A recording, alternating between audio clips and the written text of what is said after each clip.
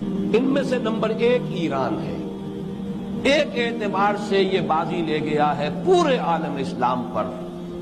اس حقیقت کا اعتراف کیے بغیر نہیں رہا جا سکتا، پورے عالم اسلام میں یہ واحد مسلمان ملک ہے جس نے بہرحال اپنی شریعت، اپنے عقائد کے مطابق ایک مذہبی انقلاب برپا کیا کہ اس پہلو سے ایران ان کا ٹارگٹ ہے، ٹارگٹ نمبر 1 ایک خاص اعتبار سے۔ ٹارگٹ نمبر 1 ایک دوسرے اعتبار سے ہم ہیں، وہ میں بعد میں عرض کروں۔ چونکہ حکومت کی سطح پر فنڈامنٹلزم ہے اور وہ آیا ہے ایک عوامی انقلاب کے نتیجے میں، پھر ان کے پاس تیل کی دولت ہے، اس کے خلاف اکنامک سینکشنز بھی ہو جائیں تو اگر لیبیا کھڑا ہو سکتا ہے تو بہرحال وہ بھی کھڑا ہو سکتا ہے۔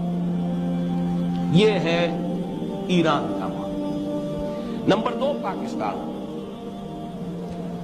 ایران اور پاکستان کو آپ بریکٹ کر لیجئے، یہ اس نیو ورلڈ آرڈر یہودی اور عیسائی گٹھ جوڑ کا جو ٹارگٹ نمبر 1 ہے، ایک اعتبار سے ایران ہے، ایک اعتبار سے پاکستان۔